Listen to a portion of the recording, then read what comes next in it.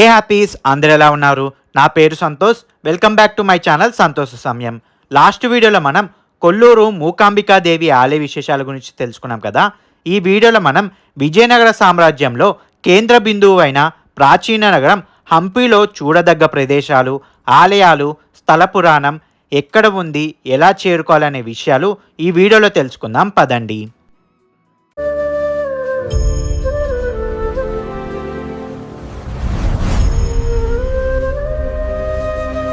మేము కొల్లూరు మూకాంబిక ఆలయం చూసుకొని అక్కడి నుండి ఉడిపి శ్రీకృష్ణ ఆలయం, శృంగేరి శారదాపీఠం చూసుకొని అక్కడి నుండి హంపీకి స్టార్ట్ అయ్యాము.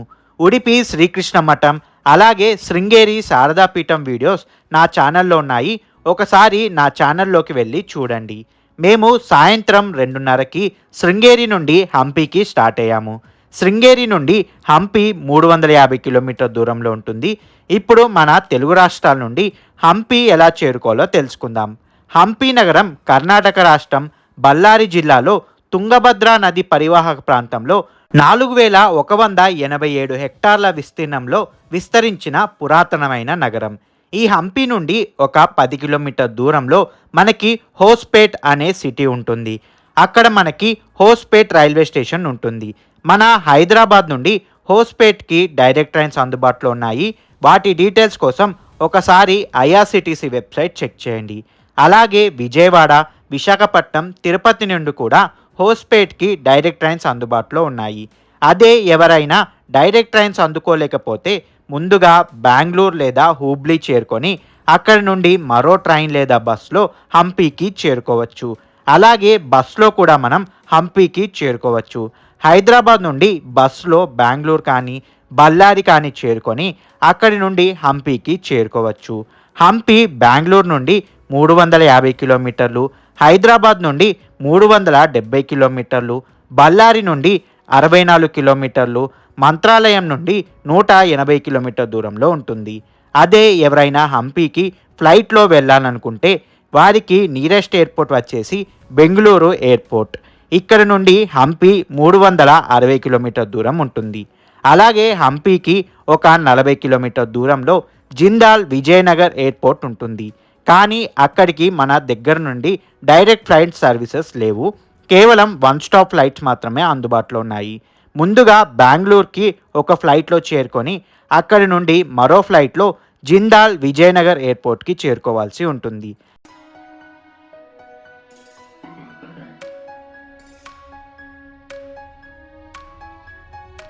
అలా 7 గంటలు ప్రయాణం చేశాక రాత్రి 9:30కి మేము హోస్పేట్కి చేరుకున్నాము. ఆ రోజు నైట్ స్టే మేము హోస్పేట్లోనే ది ఛాన్స్ ఇన్ అనే హోటల్లో స్టే చేశాము. ఈ రూమ్ మాకు 2000 పడింది. ఈ హోటల్ లొకేషన్ మీకు గూగుల్ మ్యాప్స్లో కూడా చూపిస్తుంది. ఎవరైనా హంపీకి రావాలనుకుంటే వాళ్ళకి బెస్ట్ స్టే ఆప్షన్ హోస్పేట్లో ఉంటుంది. హంపీలో కూడా స్టే ఆప్షన్స్ ఉంటాయి, కానీ హోస్పేట్లో ఉన్నన్ని స్టే ఆప్షన్స్ అక్కడ ఉండవు. అలాగే ప్రైజెస్ కూడా హంపీలో కన్నా ఇక్కడ కొంచెం రీజనబుల్గా ఉంటాయి. తర్వాతి రోజు ఉదయం లేచి ఇక్కడి నుండి ఒక 10 కిలోమీటర్ దూరంలో ఉన్న హంపీకి ఉదయం 7 గంటలకు స్టార్ట్ అయ్యాము. హంపీ మొత్తం తిరిగి చూడడానికి మనకి దాదాపు 3 నుండి 4 రోజుల సమయం పడుతుంది. ఎందుకంటే హంపీ అనేది చివరి గొప్ప హిందూ రాజ్యమైన విజయనగరానికి చివరి రాజధానిగా, అలాగే రామాయణంలో సుగ్రీవుడు నివసించిన కిష్కింధ అని, తన సోదరుడైన వాలి నుండి తప్పించుకోవడానికి ఇక్కడే ఒక గృహలో నివసించేవాడని, శ్రీరాముడు సుగ్రీవుడిని మరియు హనుమంతుడిని కలుసుకున్నది ఈ ప్రాంతంలోనే అని అంటారు. అందుకే ఈ హంపీని చూడ్డానికి మనకి 3 నుండి 4 రోజుల సమయం పడుతుంది. నేను ఈ వీడియోలో ఒక రోజులో హంపీలోని విజయనగర సామ్రాజ్యం యొక్క గొప్పతనాన్ని అలాగే వాళ్ళ కట్టడాలను చూపిస్తాను.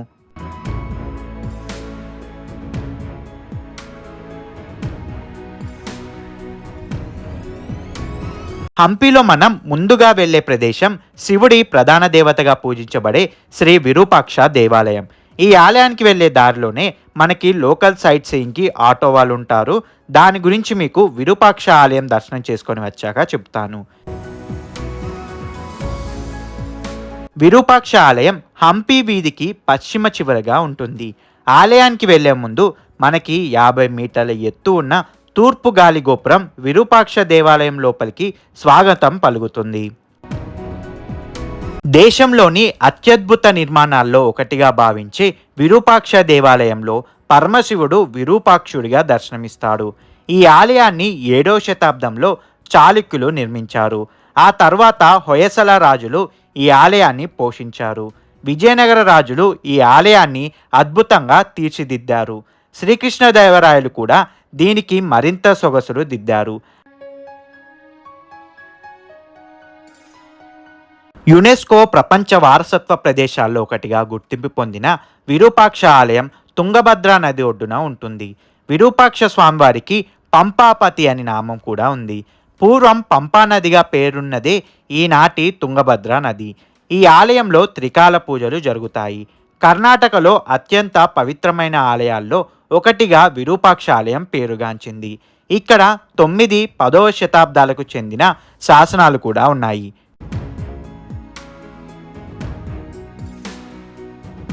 అలా స్వామివారి దర్శనం చేసుకొని బయటికి వచ్చి తుంగభద్ర నది తీరానికి వెళ్దాం పదండి. ఇదే తుంగభద్ర నది. ఈ నదికి ఇటువైపు విజయనగర సామ్రాజ్యపు చరిత్ర ఉంటే అటువైపు రామాయణ కాలం నాటి చరిత్రకు సంబంధించిన ప్రదేశాలు ఉంటాయి. విరూపాక్ష ఆలయం లోపల గోడ మీద 6 అంగుళాల సన్నటి చీలిక ఉంటుంది. గర్భగుడి నీడ ఆలయం వెనుక వైపు తలక్రిందులుగా పడుతుంది. సూర్యోదయం నుండి ఉదయం 9 గంటల వరకు ఈ నీడ కనిపిస్తుంది. గోపురం నీడ ఎత్తు 15 అడుగులు ఉండగా గోపురం ఎత్తు కూడా 15 అడుగుల ఎత్తు ఉండడం ఇక్కడి విశేషం. ఇదే హంపీలోని విరూపాక్ష ఆలయానికి చెందిన లక్ష్మి అనే ఆస్థాన ఏనుగు. ఇప్పుడు లోకల్ సైట్ సీయింగ్కి ఆటో మాట్లాడుకున్నాము. ఆటో వారు 500 రూపాయలు ఛార్జ్ చేశారు.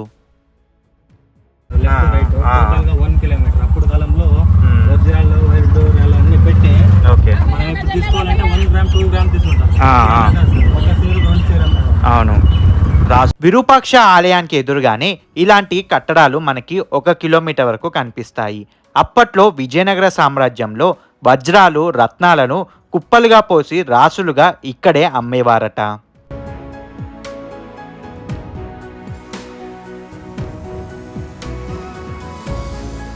ఇప్పుడు మనం శశివేకాలు గణేశుడు ఆలయానికి వెళ్దాం. ఇది విరూపాక్ష ఆలయం నుండి 1 కిలోమీటర్ దూరంలో ఉంటుంది. గణేష్ అంటారు. ఒక శాస్త్రమ్మ వ్యాపారిని ఇక్కడ వచ్చింటారు. ఆయనకి చాలంత వ్యాపారం దొరకదు. ఆయన టెంపుల్ లోపల వెళ్ళి ఒక విష్ కోరుకొని వస్తారు. విరూపాక్ష వెళ్ళొచ్చారు కదా, నాకు చాలా వ్యాపారం జరిగితే నీ కొడుకు వినాయకుడిది ఒక విగ్రహం చెక్కిస్తాను అంటాడు. 12 అడుగులు వినాయకుడు చెక్కిస్తాడు ఇక్కడ. దాని మొదట వచ్చేసి ఒకే రాయిలో ఉంటుంది. విగ్రహం చెక్కిన తర్వాత మంటపం కట్టారు.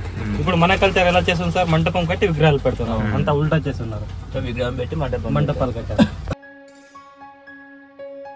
ఈ విగ్రహాన్ని చంద్రగిరికి చెందిన ఒక ప్రముఖ వ్యాపారి విజయనగర రాజు 2వ నరసింహ జ్ఞాపకార్థం నిర్మించారు. ఆ వెనకాలకి వెళ్తే పార్వతీదేవి ఉన్నట్టు, పార్వతీదేవి ఒళ్ళో మీద గణపతి కూర్చున్నట్టు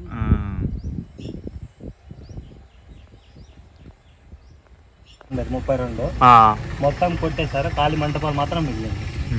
ఇలాంటివి మొత్తం చూడాలంటే 3 to 4 days ఉండాలి. 83 monuments చూడాలంటే. అందులో ఇంకా ఫుల్ హైలైట్ చూడాలంటే 3,000 అవుతుంది. 15 days ఉండాలి అవుతుంది. అందులో మీరు మొత్తం PhD చేయాలంటే ఇక్కడే ఒక 5-10 years ఉంటే కానీ అన్నీ తెలిసిపోతుంది మీకు హంపి గురించి. ఇప్పుడు మనం శశివేకాలు గణేశుడి నుండి 350 మీటర్లు దూరంలో ఉన్న శ్రీ లక్ష్మీ నరసింహస్వామి ఆలయానికి వెళ్దాం. శివలింగం వచ్చేసి బడవలింగం అంటారు. అంటే ఒక సీన్లో పనిచేసే అమ్మాయికి బడవి, అంటే మన కన్నడలో బడవికి క్రూర్ పీపుల్ అంటారు కదా, అలాంటి అమ్మాయికి ఒక బంగారం దొరికేసింది. ఆంధ్ర కడప నుంచి కృష్ణ ఆర్యభట్ అని నరసింహ ఉంది కదా, దాన్ని శిల్పకారి చెక్కుతా ఉంటాడు. తనకి బంగారం దొరుకుతుంది కదా, తను తీసుకుని వెళ్ళి ఇంట్లో పెడుతుంది. తనకు చాలా బ్యాడ్ వైబ్స్ వస్తుంది.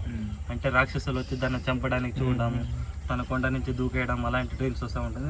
తను థింక్ చేసింది ఇది నాకు బ్యాడ్ అవుతుంది, నేను ఏదైనా గుడ్ చేయాలని ఆ బంగారం తీసుకుని వచ్చి కొంచెం తను పెట్టుకొని మిగిలిన సగం కృష్ణ ఆరబట్టికి ఇచ్చేస్తాను. నాకు ఒక శివలింగం చెక్కి అంటుంది. ఆయన 12 అడుగులు శివలింగం చెక్కేశాడు. 9 ఫీట్ నీట్ వదిలేసి పైన ఉంటుంది, 3 ఫీట్ నీట్ లోపలనే ఉంటుంది. దాని పక్కన ఉండేది లక్ష్మీ నరసింహస్వామి. మొదట కాలంలో అంటే లక్ష్మి ఉండేది దాని పక్కన, లక్ష్మి కొట్టేశారు. ఇప్పుడు నార్మల్గా నరసింహ మాత్రం ఉంటుంది. దానిపైన అంటే మొత్తం బంగారం కప్పి ఉంటుంది, మొత్తం కొట్టేశారు సార్. దాని ఫోటో నా దగ్గర ఉంది, చూపిస్తాను.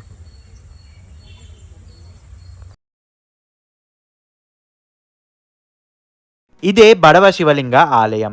ఇందాక ఆటో అతను చెప్పినట్లు ఒక పొలంలో పనిచేసే నిరుపేద అమ్మాయి కోరిక మేరకు లక్ష్మీ నరసింహస్వామి విగ్రహాన్ని చెక్కిన అతనే ఈ శివలింగాన్ని చెక్కి ఇచ్చారట. ఈ లింగం 12 అడుగులు ఉండగా అందులో 9 అడుగులు పైకి, మిగిలిన 3 అడుగులు నీటి లోపల ఉంటుంది. ఇదే లక్ష్మీ నరసింహ ఆలయం. దీనిని 1528లో శ్రీకృష్ణదేవరాయలు నిర్మించారు.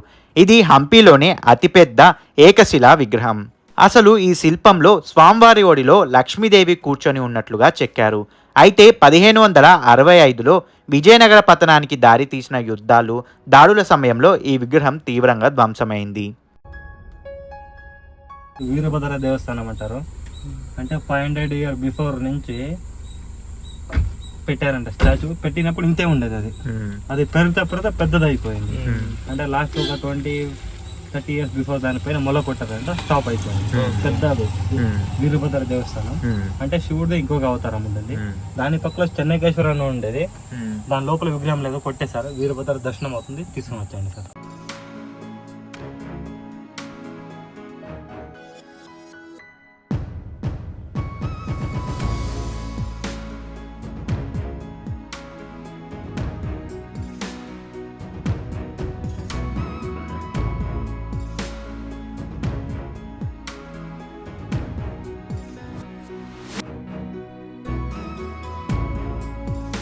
స్టోన్ అంటారు.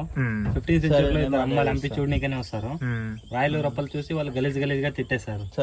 ఇక్కడ గ్రామ దేవత ఎల్లమ్మ అని ఒక దేవత ఉంటుంది. ఆ దేవత శాపం ఇచ్చిన తర్వాత ఇద్దరు రాయలు అయిపోతారు. 2015లో ఒక రాయి పగిలిపోయింది, ఒక రాయి అలానే ఉంది.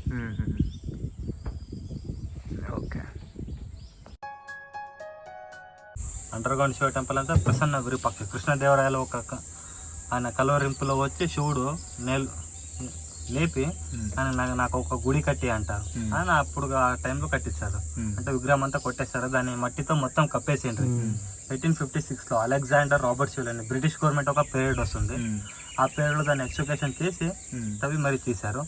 అలాగే రాజుల యొక్క ఫ్యామిలీ రిలేటివ్ ఎవరైనా వస్తారు కదా సార్ ఉండడానికి, వాళ్ళకని ఇక్కడ ఇటు పక్క ఒక ఫామ్ హౌస్ చేశారు, మొత్తం కాల్ చేశారు. దానిపైన బేస్ మాత్రం ఉంటుంది, పైన అంటే గంధం కట్టేస్తుంది కదా, అందుతో బిల్డ్ చేశారు అంతా. ఇక్కడ అనుకుంటారు హంపి అంటే మొదట వచ్చేసి విద్యానగరం అని స్టార్ట్ అవుతుంది. అంటే 1336లో.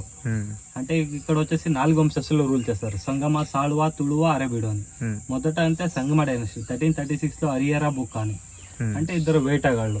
వాళ్ళ దగ్గర ఒక హంటింగ్ కుక్క ఉంటుంది కదా, విరూపాక్ష టెంపుల్ చూసారు కదా, అప్పుడు టైంలో ఒకసారి ఫౌండేషన్ అన్ని చూపించారు కదా, ఏదేది ఉండదు, మొత్తం అడవి లాగా ఉంటుంది. అప్పుడు టైంలో వాళ్ళ కుక్కను తోలుకున్న సరే ఒక కుందేలు కనిపిస్తుంది వాళ్ళకి అపోజిట్ లో. వాళ్ళ దగ్గర కుక్క ఉంటుంది కదా, దాన్ని వదిలేస్తారు పట్టుకొని. అది వెళ్ళి కుక్క పట్టుకోదు, రివర్స్ అయిపోతుంది. కుందేలు వచ్చి కుక్కను కరిసేస్తుంది, కుక్క చనిపోతుంది. ఇదేంది ఇక్కడ దరిద్రం జరుగుతుందని అంతా వదులుతారు. ఒక చెట్టు కింద స్వామి మెడిటేషన్ చేసుకుంటూ కూర్చొని ఉంటారు, విద్యారణ్య స్వామి అని. ఆయన ఒక పీరియడ్ లో ఆయన ఒక మంత్రం చెప్పిస్తారు. ఆ మంత్రం ప్రకారం ఆయన కుక్క బతికేస్తుంది. స్వామి మీ దగ్గర ఏదో పవర్ ఉందంట సార్. ఒక పెద్ద రాయలు వస్తుంది కదా, అక్కడ ఒక బోర్డర్ ఉంది కదా, బోర్డు రాశారు కదా, ఆ రాయి ఎత్తాలంటే 4 నుంచి 5 మంది లేకపోతే 10 మెంబర్ కావాలి. ఒక రాయికి ఆయన ఒక మంత్రం చెప్పిస్తే మ్యాచ్ బాక్స్ అగ్గిపెట్టి వస్తుంది కదా, అందులో ఒక స్టిక్ వస్తుంది కదా, అంత వెయిట్ వచ్చేది, ఎంత పెద్ద రాయి అని. అలాగే విజయనగరం సగం బిల్డ్ చేపిస్తారు హరిహర బుక్కల దగ్గర. వాళ్ళ తర్వాత అంటే సంగం అయిన తర్వాత సాల్వ డైనస్టీ అంటే ప్రౌఢ దేవరాయలు. 1401లో దేవరాయలు అని వస్తారు. ఆయన పీరియడ్ లో విద్యానగరం ఉండేది కొంచెం విద్య అని పెడతారు. అప్పుడు కొంచెం రూలింగ్ గా ఉంటుంది. 1501 లో కృష్ణదేవరాయలు వస్తారు. అప్పుడు విజయనగరకి విజయనగరం అనే పేరు వస్తుంది. అప్పుడు హంపి పట్టుకొని హంపి నుంచి తెలంగాణ ఉంది కదా సార్, హైదరాబాద్ మొత్తం హంపి హ్యాండ్ ఓవర్. మొత్తం ఆల్ ఆఫ్ ఇండియా ఎంత పెద్దది ఉంది మొత్తం హంపిలో ఉంటుంది. కృష్ణదేవరాయ పేరులో Chinese, Japanese, Mongolian, Serbians, Portuguese, Deccans and British ఇంతమంది వచ్చి ఇక్కడ గోల్డ్, డైమండ్, రూబీస్ అన్ని వ్యాపారం చేసుకుని వాళ్ళు ఫ్రమ్కి వెళ్ళేవారు. కృష్ణదేవరాయలు ఒకరికి 2 పెళ్ళాలు ఉంటారు, చిన్నదేవి, తిరుమలదేవి. 1525 లో కృష్ణదేవరాయలు ఒక మరణం అయిపోతుంది. ఆయన చనిపోయిన తర్వాత ఆయన కొడుకులు పుట్టారు కదా, 2 పెళ్ళాలకి 2 కూతురులో పుట్టింటారు. ఒక పెళ్ళానికి ఒక తమ్ముడు ఉంటాడు, రామరాయరు, అలియా రామరాయ అని. ఆయన ఒక పీరియడ్ వస్తుంది 1525 లో ఆయన రూలింగ్ తీసుకుంటారు. పట్టాభిషేకం అంతా అవుతుంది. 1565 లో ఆయన కొంచెం నార్మల్ గా రూల్ చేస్తా ఉంటాడు. మహమ్మద్ అని ఒక ముస్లిం సోడు వస్తాడు, ఆయన మన కల్చర్ లో చేరుతాడని చేర్పించుకుంటాడు హంపి లోపల. ఆయన ఎలా చేస్తాడంటే ఇలా లోపలనే ఉండుకంట బీజాపూర్, అహ్మద్ నగర్, గోల్కొండ, హైదరాబాద్ అండ్ డక్కన్ సుల్తాన్, టోటల్ 7 సుల్తాన్లు ఇక్కడ నుంచి ఇన్ఫర్మేషన్ పంపిస్తా ఉంటాడు. ఈ టైంలో వచ్చండి విజయనగరం కొట్టేద్దామని చెప్పి రాజు ఒక మొత్తం వచ్చి మత్తులో కూర్చిపెట్టి రాజు తల నరికేస్తారు. రాజు లేకపోతే యుద్ధం జరగదు. ఆ టైంలో 6 months వస్తే హంపి మొత్తం కొట్టేస్తారు. 1565 లో వార్ టైం అవుతుంది. అక్కడి నుంచి 6 months లో అన్ని కొట్టేస్తారు. 1856 లో అలెగ్జాండర్ రాబర్ట్స్ బ్రిటిష్ గవర్నమెంట్ వస్తుంది కదా, ఇంకా సగం మిగిలి ఉంటుంది కదా విగ్రహాలు, మొత్తం ఇక్కడ నుంచి తీసుకెళ్ళి లండన్ లో పెట్టేశారు. అప్పటి నుంచి మరి హంపికి ఇంకేం లేదు సార్, మొత్తం ఖాళీ పగిలిపోయిన మంటపాలు, పగిలిపోయిన గుడులు అవే మిగిలినాయి. అంత మొదట అలాగే ఉండింటే ఇండియాలో 2nd ప్లేస్ ఉంది, 1st ప్లేస్ వచ్చేసింది. కిందకి వెళ్ళి దర్శనం తీసుకొని వచ్చాయి. ఇప్పుడు మనం చూస్తుంది ప్రసన్న విరూపాక్ష ఆలయం. దీనిని భూగర్భ శివాలయం కూడా అంటారు. 14వ శతాబ్దానికి చెందిన చారిత్రక కట్టడం.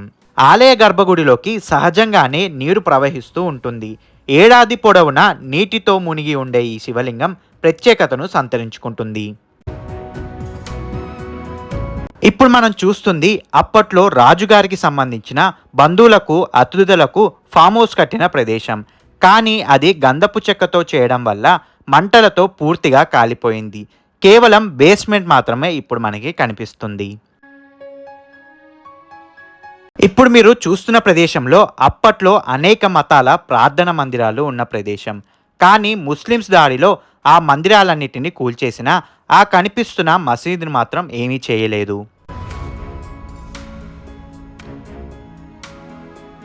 అక్కడ బేస్మెంట్ కనిపిస్తుంది కదా, మొత్తం గంధం కట్టితో ప్యాలెస్ కట్టి ఉంటారు, మీటింగ్ పాయింట్. అక్కడ నుంచి గోల్డ్ మింట్ చేస్తారు కదా, దాన్ని మొత్తం తీసి ఇక్కడ పెట్టేవారు. స్టోరేజ్ ఉంది. ఓకే, సగం పగిలిపోయిన విగ్రహాలు దొరికాయి కదా, అవి తీసుకొని వచ్చి ఇక్కడ పెట్టారు. ఇంకా మిగిలిన సగం బ్రిటిష్ వాళ్ళు అయితే ఏంటంటే 40 రూపీస్ టికెట్ ఉంటుంది మీకు. జనానా ఎంక్లూజర్ అంటారు, అంటే కమలామాలు, కావులు గోపురం, ఏనుగులు కట్టేసేది. జనానా ఎంక్లూజర్ అంటే మొదటి కాలంలో రాణి ఒక ప్యాలెస్ ఉండేది. ఈ కమలామాల్ ఉంది కదా, దాని పక్కలో ప్యాలెస్ ఉండేది. అది మొత్తం కొట్టేస్తారు సార్, గంధం కట్టితో కట్టేదంతా కాల్ చేస్తారు. దాని బేస్మెంట్ మాత్రం దొరుకుతుంది మీకు. ఇది కమలామాలు ఎందుకు పెట్టారంటే ఎండాకాలంలో మనకి ఇప్పుడు చాలా ఎండ ఉంటుంది కదా, అప్పుడు కాలంలో ఏసీ గీసీ ఏం దొరకదు కదా, దీనిపైన వర్షాకాలంలో వాటర్ పడితే అది వాటర్ బయటకు వదలదు, పీల్చేసుకుంటుంది. పీల్చుకొని సమ్మర్ టైంలో కూల్నెస్ ఇస్తుంది, అవి కోల్డ్ గా. ఇది కాలు గోపురం ఎందుకు పెట్టారంటే లేడీ ఆర్మీ, రాణి పండుకునే టైంలో ఎవరైనా వచ్చేది బయట నుంచి ఎత్తుకొని చూడడానికి కట్టారు. ఇది 11 ఎలిఫెంట్, అంటే పట్టద ఎలిఫెంట్ అని. దసరా ఉత్సవం అని ఇక్కడ స్టార్ట్ అయ్యేది. మైసూర్ దసరా తెలుసు కదా సార్, అక్కడిది కాదు, ఇది మొదట విజయనగరం హంపి. ఇక్కడ మహానవమి దీపం అని వస్తుంది. 11 days, అంటే ఇప్పుడు 9 days చేశారు కదా అక్కడ ఫెస్టివల్, ఇక్కడ 11 రోజులు చేసేవారు. ఒక్కొక్క దేవతని ఒక్కొక్క రోజులో కూర్చిపెట్టుకొని ఆ మూర్తిలో అక్కడ నుంచి విరూపాక్ష టెంపుల్ దాకా ఊరేగింపులో చేసి వెళ్ళేవారు. ఒక్కొక్క రోజుకి ఒక్కొక్క కలరింగ్ మిక్స్ చేసుకుని ఓలికి చేసుకుంటే వెళ్ళేవారు. సార్ అక్కడ 40 రూపీస్ టికెట్ ఉంటుంది, ఆ టికెట్ తీసుకోండి, లోపలికి వెళ్ళి చూసుకొని సార్ అక్కడ కాల్ గోపురం కనిపిస్తుంది కదా, దాని పక్కలో రంగా టెంపుల్ అని ఉంటుంది. రంగా టెంపుల్ నుంచి ఎల్లమ్మ టెంపుల్ దగ్గరకు వచ్చేయండి. ఇలాగే ఇప్పుడు ఆటో వారు మనల్ని ఈ మ్యూజియం దగ్గర దిగపెడతారు. ఇక్కడ నుండి లైన్గా లొకేషన్స్ చూసుకొని మళ్ళీ వేరే ప్లేస్లో మనల్ని పిక్ చేసుకుంటారు. ఇప్పుడు మనం చూస్తుంది ఆర్కియాలజికల్ డిపార్ట్మెంట్కి సంబంధించిన మ్యూజియం. ఈ హంపిలో విరిగిపోయిన అలాగే తవ్వకాల్లో బయటపడ్డ విగ్రహాలన్నీ ఈ ప్రదేశంలో ఉంచుతారు. ఇక్కడ అనేక దేవత విగ్రహాలను మనం చూడొచ్చు. అలాగే ఒకే దేవుణ్ణి అనేక విధాల భంగిమంలో ఇక్కడ మనం చూడొచ్చు.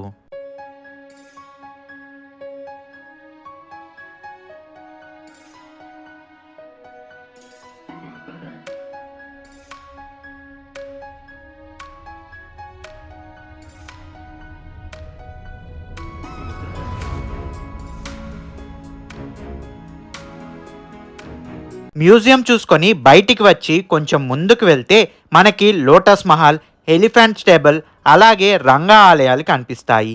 వీటిని చూడడానికి మనిషికి 40 రూపాయలు ఛార్జ్ చేస్తున్నారు. ఇక్కడ ఆన్లైన్ సదుపాయం కూడా ఉంది. కేవలం ఈ స్కానర్ని స్కాన్ చేసి మనం ఆన్లైన్లో టికెట్ని బుక్ చేసుకోవచ్చు.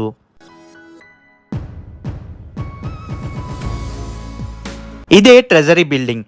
ఇందులో అప్పటి కాలానికి చెందిన శిల్ప సంపదను, విలువైన రాళ్లను, చిత్రాలను, పనిముట్లను ఇందులో డిస్ప్లేగా ఉంచారు.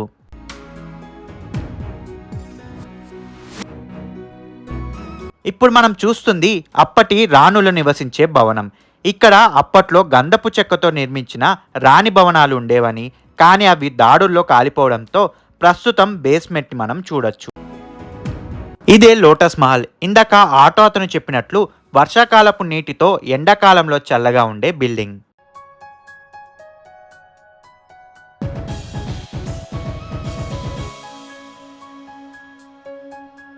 ఇదే ఎలిఫెంట్ స్టాబుల్. అప్పట్లో దసరా ఉత్సవాలకు ఉపయోగించే 11 ఏనుగుల కోసం కట్టిన నిర్మాణం.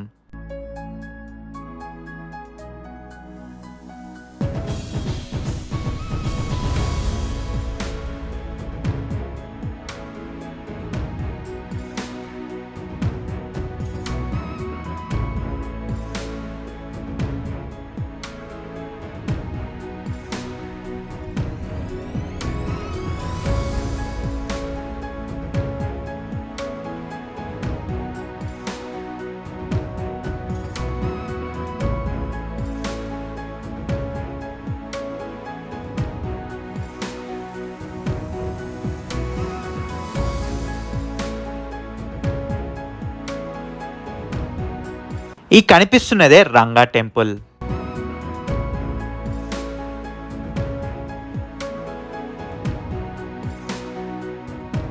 ఇదే పెద్దాట్న ఎల్లమ్మ టెంపుల్. విజయనగర సామ్రాజ్య కాలానికి చెందింది. ఈ దేవత ఆ కాలంలో నగరానికి రక్షణ దేవతగా పూజలు అందుకుంటుంది. అమ్మవారి విగ్రహం 4 చేతులతో కూర్చున్న భంగిమలో ఉంటుంది. చేతుల్లో ఖడ్గం, త్రిశూలం, చిన్న డమరుకం, పుర్రె పాత్రను ధరించి పుర్రెలమాలను అలంకరించుకొని ఉగ్రరూపంలో దర్శనమిస్తుంది. మహానవమి దిబ్బం అని చెప్పా కదా, దసరా టైంలో 9 days ఫెస్టివల్. ఆ దిబ్బం ఉంటుంది, ఆ కోనేరు. మరి అప్పుడు కాలంలో స్టోన్ డోర్స్ ఉంటుంది, అది చూసుకొని ఇక్కడికి వచ్చాను లోపలికి వెళ్ళి.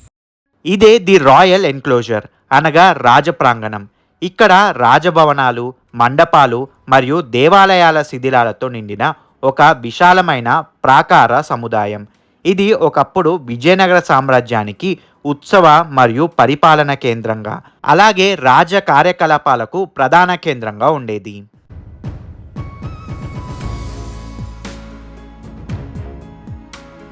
ఇదే క్వీన్స్ బాత్ అనగా రాణి స్నానపు గది.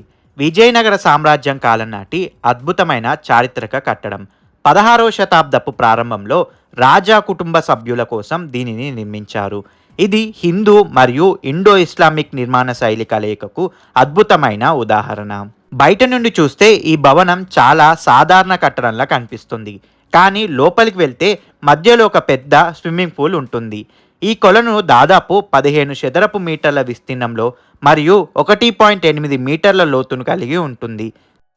ఈ భవనం చుట్టూ ఒక పెద్ద కందకం అంటే నీటి కాలువ కూడా ఉంటుంది. అప్పుడు కాలంలో సైకిల్ తెలుసు కదా సార్, రాజుల దగ్గర పని చేస్తూ ఉంటారు కదా, ఇటుపక్క నిలబడి రాజులు వచ్చే టైంలో వాళ్ళ పైన పూలు వేసి వెల్కమ్ చేసేవారు. ఓకే, టెంపుల్ అంటారు. అంటే రాతి రథం సప్తస్వరాలు.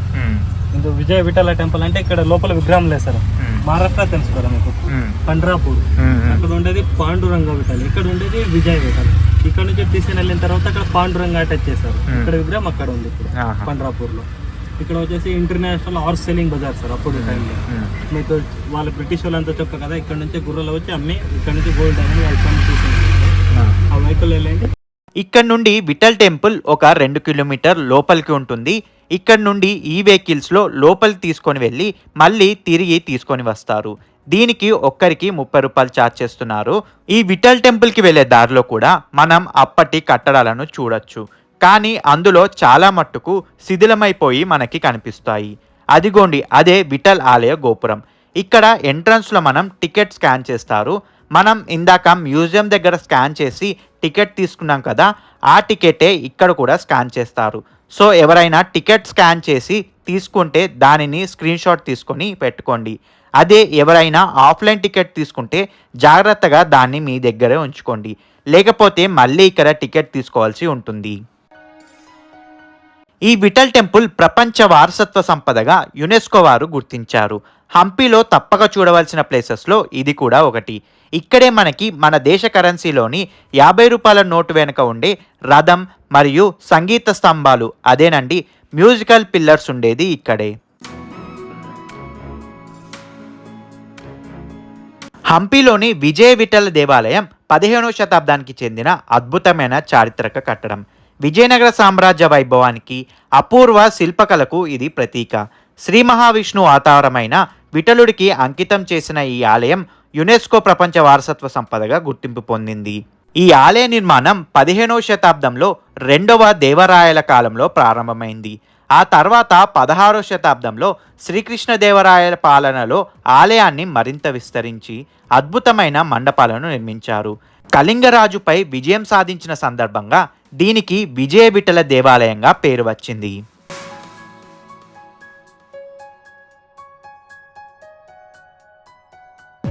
ఈ ఆలయంలోని మహామండపాల్లో 56 రాతి స్తంభాలు ఉన్నాయి.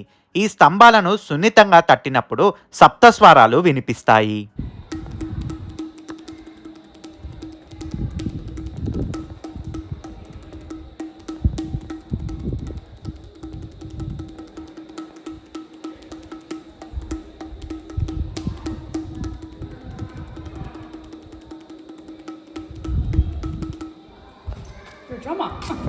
ఇక్కడ అది ఇది ఉంటారు కదా, ట్రైనింగ్ ఇచ్చేవాళ్ళు, వాళ్ళకి బూందులు చేసే ప్లేట్స్ ఇవన్నీ.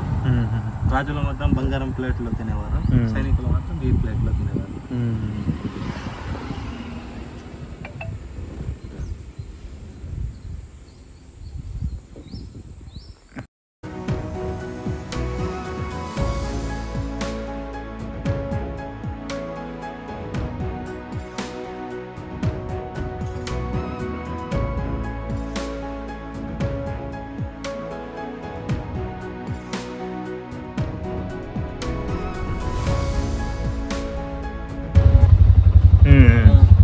వచ్చేసి కృష్ణా బజార్ అంటారు. అప్పుడు కాలంలో స్పైసెస్ వస్తుంది కదా, చిల్లీ పౌడర్ పౌడర్స్ అని చెప్పేసి ఇక్కడ వెజిటేబుల్ ఫ్రూట్స్. ఇప్పుడు మీరు చూస్తుంది అప్పటి భక్తులు దేవుడికి కానుకలు సమర్పించే హుండీ. ఇదండి హంపీలో చూడదగ్గ ప్రదేశాలు.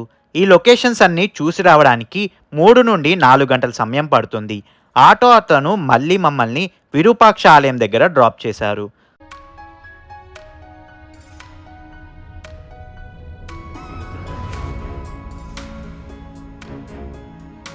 సో ఇదండి విజయనగర సామ్రాజ్యపు పట్టణమైన హంపి విశేషాలు.